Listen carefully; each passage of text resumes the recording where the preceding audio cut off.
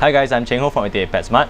A few months ago I got some Seachem Flourite from my supplier, and it's a kind of substrate for plant the aquarium, but it's not the usual soil that you might see on the etc. on the Malaysian market right now. It's actually made out of porous clay, so it's totally different, and it has different effect on the aquarium as well. So I have decided to give it a try and see how it work. So this is the aquarium that I have been using the Seachem Flourite, and it have been, I think it have been around 2 to 3 months since we started the this tank over here, and now I'm going to review it for you guys. Hi guys, so as you can see, we are in a different location. That's because I wasn't able to get the review done without being interrupted in my shop. So it's actually my room here. So anyway, let's get back to the Seachem Flourite. So before I even started about using the Seachem Flourite itself, I have to mention about cleaning it, because if you guys have familiar with aqua soil, it doesn't need to clean them. But the Flourite, you actually have to clean them. It's very dirty. The Seachem Flourite comes in few colors. The normal Flourite, and then there's a Flourite red, there's a Flourite dark, which is my favorite, and then there's the Flourite black. So I'm using the normal Flourite. It's a bit of a brownish red color. I clean it up, and then open up the Flourite sand. I'm using 2 bags for this one. One is the normal size one, and then one is sand, the fine one. It's actually very fine. It's recommended that I should clean it, but I don't think I could clean it without throwing them away, because it's so fine. It's like dust, so I didn't clean them. I just only cleaned the normal size one, and I filled up the tank with water, and the aquarium become very dirty and murky. I also noticed that actually by this time I've already used I think I used all the colors of the Flourite, and I noticed they are not equally dirty. The black one is actually the cleanest and the most expensive one. The dark one is okay. The dirtiest one is either the Flourite or the Flourite red, which is almost the same. So anyway, the aquarium is very murky, but with the recommended by Seachem, to use Seachem clarity, I will make the aquarium become clear in around 2-3 hours, as you can see in the picture here. Okay, let's move on to the planting parts. I've planned to use the HC as the main plant of this aquarium. One of the reasons is that I really want to test how effective is it and how is it to use this Seachem Flourite, because HC is known to be difficult to plant. So before I start planting HC, I remove part of the water as usual, but I also put in Seachem Flourite tap, which is the tap fertilizer that you poke into the soil. As recommended, I put it in around 10 cm apart across the aquarium. I think I use more than 1 pack of it. 1 pack is 10 tap, by the way. I think you use it on 12 or 13 packs anyway. After pouring inside there, the water have become a bit murky, but I still can see. So I started planting, and I noticed that it's very easy to plant this Seachem Flourite, especially the sand.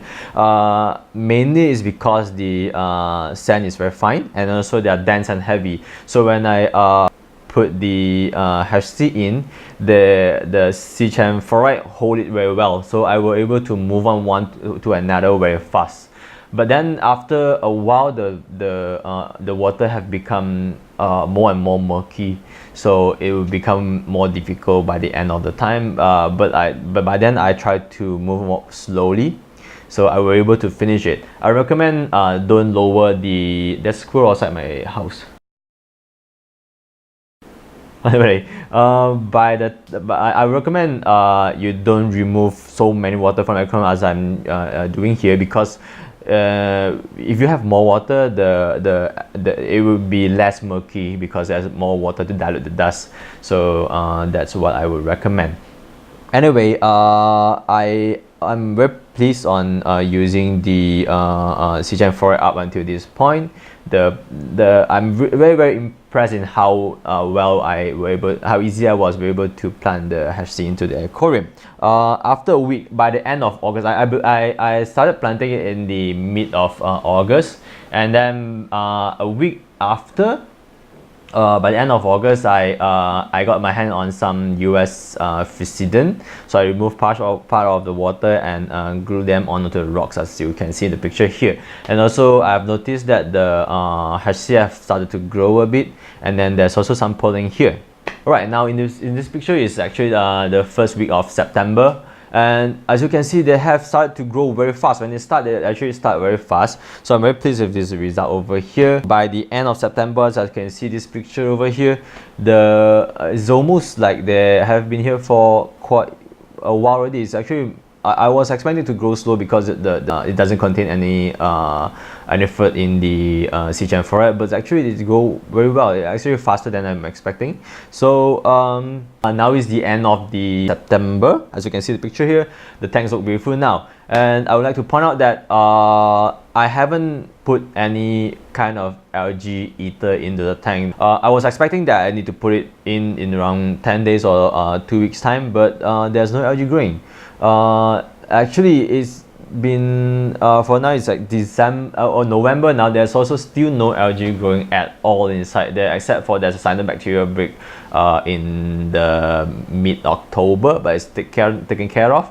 So it's quite well. I like it that way. I don't like to deal with algae all the time, so it's very good. I think the reason is that unlike soy that leach out fruit into the water, the Seachem Flourite don't do that, and then when you add in fruit inside there, they actually absorb into themselves, and then the HC we have it actually draw fruit from the soil more than in the water.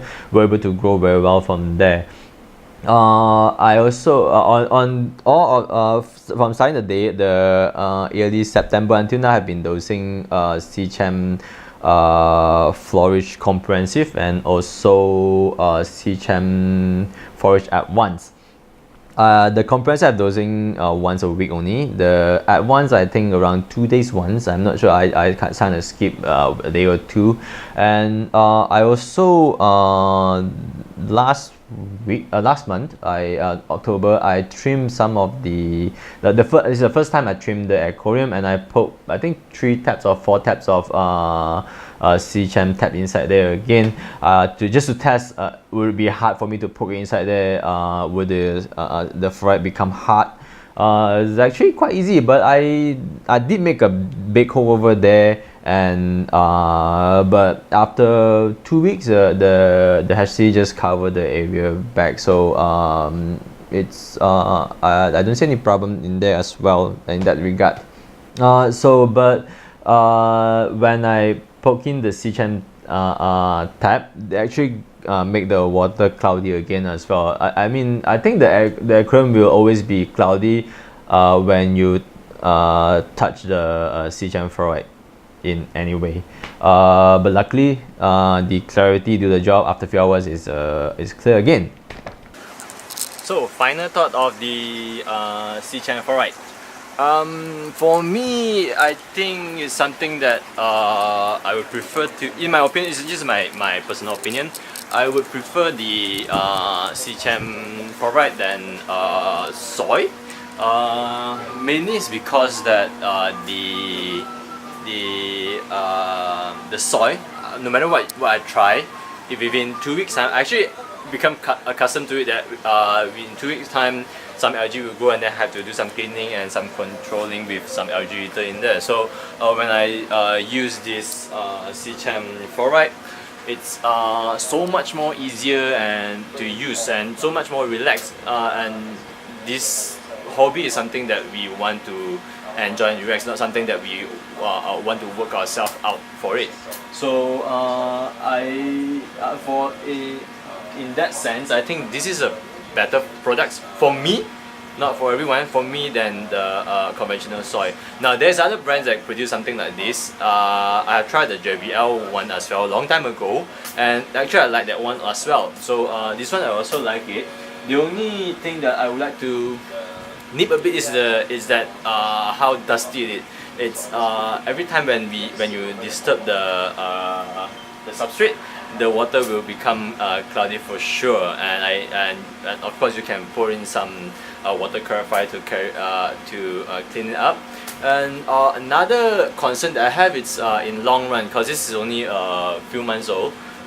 So I'm worried in long run the substrate might become hardened, because it's a hard porous clay.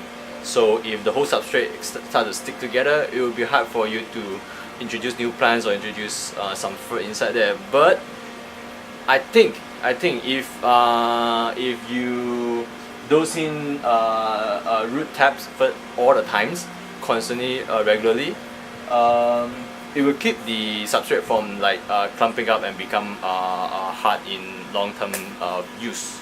So yeah, that's it. That's my thought about it. I'm not saying that the soil is not good.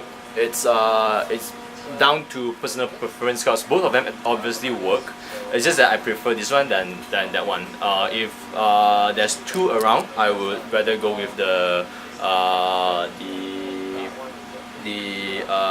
clay rather than soil. But if you only have soil, I will still use it. I have no complaint with it as well. Yeah, there's also another complaint with the Seachem Flourite.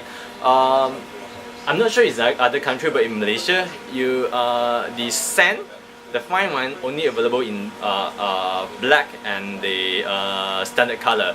But the red and the dark, the two of the, in my opinion, most beautiful color, that doesn't come in sand. So if it doesn't have sand, it will reduce the usability of it, because if you have, I mean all of the tank that we have a foreground plants, and most of the time it's some tiny plants like HC or Grosso or Monte Carlo or Uticularia. Those are, Uticularia may be okay, but the other one is just so small. The root is so tiny. With the normal Flourite size, I don't think they can hold the plants together well. So yeah, that's about it. Bye.